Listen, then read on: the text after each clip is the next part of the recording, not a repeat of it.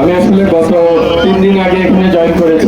আজকে প্রথম একটা প্রোগ্রাম আসলাম। পতি সাহেব আমাকে বললো মাদক বিরোধী একটা প্রোগ্রাম আছে, স্যার চলেন। তো আমি এখানে এসে খুব খুশি হলাম। সর্বদলীয় একটা প্রোগ্রাম, যেখানে সমাজের সর্বস্তরের মতাদর্শের লোকজন আছেন। এর চেয়ে সুন্দর প্রোগ্রাম আর হতে পারে না। এবং আমি এখানে গাড়ি থেকে নামতে দেখলাম অনেক লোক। যদি একটা সমাজের এত লোকেই মাদক বিরোধী অবস্থান নেয়, তাহলে সেখানে মাদক থাকতে পারে না, থাকতে পারে। আর আমরা আজকে যেটা করলাম, এটা কি সামাজিক প্রতিরোধ, মাদকের বিরুদ্ধে সামাজিক প্রতিরোধ। প্রতিরোধ কার বিরুদ্ধে? যিনি মাদক ব্যবসা করেন তার বিরুদ্ধে। আর যিনি মাদক সেবন করেন তাকে কি করব আমরা? মাদক বিক্রি করে যে তাকে আমরা বয়কট করব, সামাজিক বয়কট। সবচেয়ে বেশি বয়কট করা দরকার রাজনৈতিক নেতৃবৃন্দের, কারণ ওরা রাজনৈতিক নেতৃবৃন্দের নাম ভাঙায় ব্যবসা করে। সুতরাং আমাদের রাজনৈতিক নেতৃবৃন্দ সবাই উপস্থিত আছে, তাহলে মাদক ব্যবসায়ীরা এখানে কোনো জায়গা পাবে না। আর আইন শৃঙ্খলা রক্ষাকারী বাহিনী হিসেবে আমরা কঠোর অবস্থানে আছি। আপনাদের ওসি মহোদয়, উনি খুবই অ্যাক্টিভ, খুবই কঠিন আইন প্রয়োগ করালো। উনি এর আগে আমার বাড়ি ফেনীতে, ফেনী ছাগলনাইয়া 5 বছর ধরে উনি সুনামের সাথে ওসি দায়িত্ব পালন করেছেন এবং এখানে এসেছেন। আমি প্রায় প্রতিদিনই শুনছি যে উনি মাদকের বিরুদ্ধে বিভিন্ন অভিযানে অংশগ্রহণ করতেছেন। এটাই তো দরকার আমাদের। রাষ্ট্র হিসাবে রাষ্ট্র থাকবে কঠিন আইন প্রয়োগ করায়, আর সমাজের লোক হিসাবে আপনি থাকবেন সচেতন, যেন আপনার পাশের লোক মাদক ব্যবসা না করতে পারে। আর যে লোকটা ইতিমধ্যে মাদকে আসক্ত হয়ে গেছে, রাজনৈতিক নেতৃবৃন্দ হিসাবে, সমাজের সচেতন লোক হিসাবে আপনি তাকে পুনর্বাসনের ব্যবস্থা করবেন, কারণ সে আমার ভাই, সে আমার সমাজের লোক। তাকে যদি ভালো পথে নিয়ে আসতে পারেন, তাহলে সমাজের কাজ হবে। আর যদি ওই আস্থা করে রেখে দেন, তাহলে কি হবে? সে আস্তে আস্তে ওই পথে যেতে থাকবে। তাহলে আমাদের সমাজ, এটা একটা সংক্রামক ব্যাধি। মাদকাসক্তি কিন্তু এটা কোনো ইয়ে না, এটাকে আমরা রোগ বলি। মাদকাসক্তি একটা রোগ, একটা ব্যাধি। এটা সমাধানের জন্য আমাদের পুনর্বাসন কেন্দ্রগুলো আছে, তাই না? সমাজের যারা উচ্চবিত্ত আছেন এবং সমাজের যারা নেতৃবৃন্দ আছেন, তারা চাইলে কিন্তু তাদেরকে পুনর্বাসনের ব্যবস্থা করতে পারে। যদি আমরা মাদক ব্যবসায়ীকে বয়কট করতে পারি, তাহলে মাদকাসক্ত ব্যক্তি মাদক পাবে না।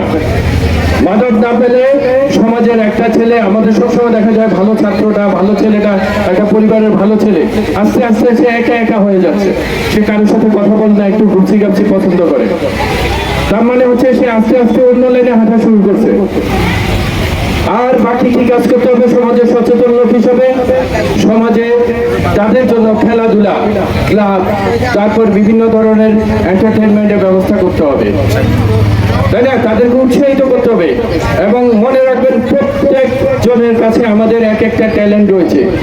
কেউ আরবিতে ভালো, কেউ মাদ্রাসায় ভালো, কেউ সায়েন্সে ভালো, কেউ কমার্সে ভালো, কেউ ব্যবসায় ভালো। সবাইকে আমার মতো ডক্টরেট করতে হবে এমন কোনো কথা নেই।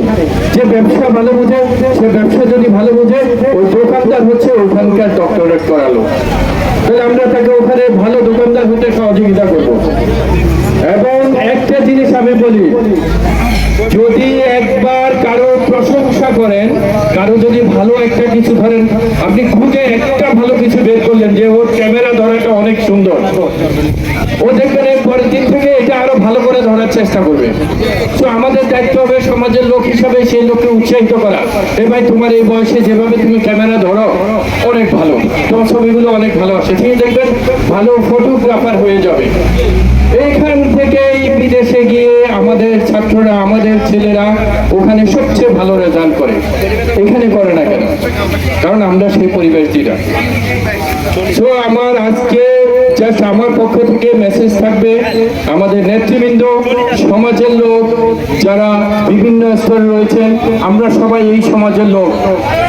আমার পরিবার হিসেবে, পরিবার প্রধান হিসেবে আমার একটা দায়িত্ব রয়েছে, সমাজের লোক হিসেবে একটা দায়িত্ব রয়েছে। আমি যদি নেতা হই তাহলে নেতা হিসেবে আমার একটা দায়িত্ব রয়েছে, আর যদি সরকারি চাকরিজীবী হই তাহলে সরকারি চাকরিজীবীদের একটা দায়িত্ব রয়েছে। আর মাদকের ব্যাপারে আমার দায়িত্ব হলো যিনি মাদকাসক্ত তাকে সেখান থেকে তুলে নিয়ে আসা, সেজন্য আর মাদকাসক্ত না হতে পারে। আর যিনি মাদক ব্যবসায়ী তাকে মাদক ব্যবসায় যত ধরনের প্রতিবন্ধকতা তৈরি করা যায়, প্রয়োজনে আইন শৃঙ্খলা বাহিনীকে খবর দেওয়া এবং তার আস্তানাটাকে ব্যাহত করা, সর্বোপরি তাকে সামাজিকভাবে বয়কট করাটা হলো আপনার কাজ।